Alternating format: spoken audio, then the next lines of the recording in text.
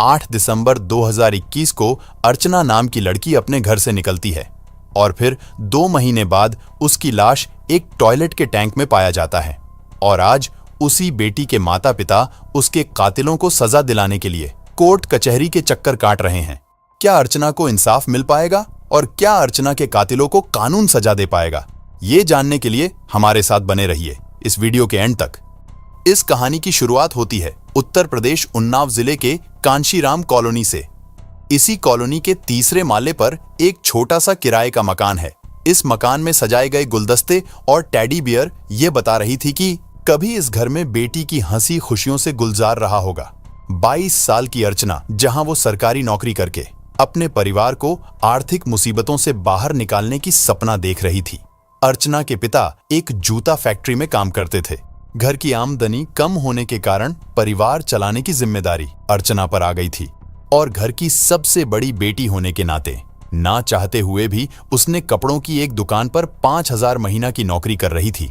दुकान मालिक की अर्चना पर बुरी नीयत थी। एक दिन जब अर्चना काम से लौटी तो वो बहुत गुमसुम थी। उसके साथ बलात्कार हुआ था।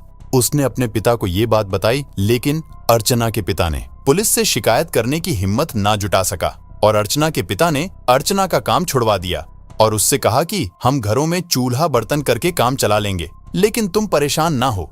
लेकिन दुकान मालिक ने अर्चना का पीछा नहीं छोड़ा और बार बार उसे फोन करके उसे धमकी देता रहा और पैसों का लालच देकर अपने पास आने के लिए कहता था। अर्चना ने कई बार अपनी सिम बदलने की कोशिश की, लेकिन दुकान मालिक नए नए नंबर से फोन करता था। जिस दुकान में अर्चना काम करती थी वो दुकान उत्तर प्रदेश के मंत्री के बेटे राजौल सिंह का था।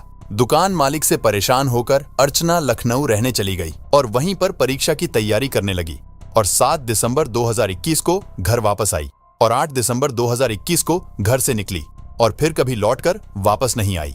अर्चना के घर वापस न आने पर उसके घर वाले 8 दिसंबर 2021 को पुलिस चौकी पहुंचे। उन्हें राजौल सिंह पर शक था और बेटी को अगवा करने का आरोप लगाया, लेकिन पुलिस वालों ने उनके आरोपों को अनसुना कर दिया और 9 दिसंबर 2021 को थाने में अपनी बेटी की मिसिंग होने का रिपोर्ट दर्ज कराना चाहा, लेकिन पुलिस वालों ने इस बार भी रिपोर्ट दर्ज नहीं किया और कहा कि तुम्हारी बेटी किसी के साथ भाग गई है, अब चुपचाप अपने घर चले जाओ। लेकिन 10 दिसंबर को फिर से थाने गए। इस बार पुलिस ने बेटी की मिसिंग होने की रिपोर्ट दर्ज तो कर ली, लेकिन रिपोर्ट में राजौल सिंह का नाम नहीं लिखा। अपनी बेटी की तलाश में कई बार थाने और सीओ दफ्तर के चक्कर काट चुके थे, लेकिन आरोपी से पूछताछ तक नहीं की गई। कई बार अर्चना के पिता ने उत्तर प्रदेश सरकार के जन सुनवाई पर भी शिकायत दर्ज करवाई, लेकिन कोई कार्रवाई नहीं की गई।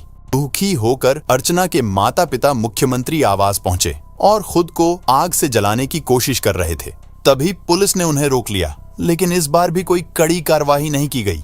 इसके बाद वो दोनों उत्तर प्रदेश के पूर्व मुख्यमंत्री अखिलेश यादव से मिलने पहुंचे, लेकिन वहां पर भी किसी से मुलाकात नहीं हो पाई। अर्चना को लापता हुए 1 महीना बीत चुका था, लेकिन अभी तक ना तो किसी के साथ कार्रवाई हुई और ना ही किसी को गिरफ्तार किया गया था। लेकिन 24 जनवरी को अर्चना के माता पिता ने जब अखिलेश यादव के काफिले के आगे कूदने का प्रयास किया, तब जाकर पुलिस हरकत में आई और राजौल सिंह को हिरासत में लेकर जेल भेज दिया। लेकिन अभी तक अर्चना की लाश नहीं मिला था। राजौल सिंह के पकड़े जाने के 1 महीने बाद 11 फरवरी को पुलिस की टीम उन्नाव से करीब 5 किलोमीटर दूर एक धार्मिक आश्रम में पहुंची और टॉयलेट टैंक से अर्चना की लाश बरामद किया और पोस्टमार्टम के लिए भेज दिया। पोस्टमार्टम रिपोर्ट के मुताबिक लाश 45 दिन पुराना था। उत्तर प्रदेश के मंत्री फतेह बहादुर सिंह परिवार के इस आश्रम के बाहर भगवान की बड़ी बड़ी मूर्तियां होने के कारण आश्रम के बाहर खड़े होकर यह अंदाजा लगाना मुश्किल था कि धर्म के इस परिसर में भी ऐसा हत्याकांड हुआ होगा। अर्चना के घर वालों को शक था कि उसके साथ रेप या गैंगरेप किया होगा। इसके बाद अर्चना की लाश को दोबारा पोस्टमार्टम किया गया। पोस्टमार्टम रिपोर्ट से ये स्पष्ट नहीं हो सका कि अर्चना के साथ बलात्कार हुआ था या नहीं, लेकिन इस केस का मुकदमा लड़ने वाले वकील का कहना था कि रेप या गैंगरेप की पुष्टि सिर्फ 72 घंटे के अंदर हो सकती है, क्योंकि लाश लापता होने के 2 महीने बाद मिला था और लाश पूरी तरह सड़ चुका था। इस कारण पोस्टमार्टम रिपोर्ट में रेप की पुष्टि नहीं हो पाई। इस हत्याकांड के बाद कोर्ट ने भी मान लिया कि ऐसा हो सकता है।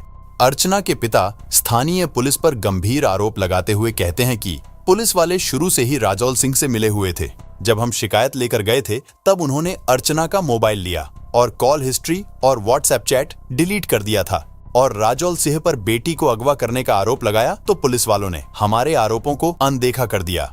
यदि पुलिस ने हमारी बेटी को खोजने का प्रयास किया होता तो शायद वो आज जिंदा होती।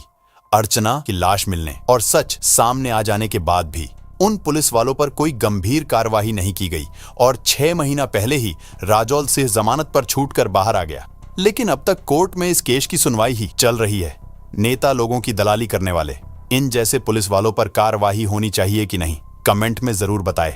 और वीडियो थोड़ा सा भी अच्छा लगा हो तो चैनल को सब्सक्राइब करके वीडियो को एक लाइक कर देना।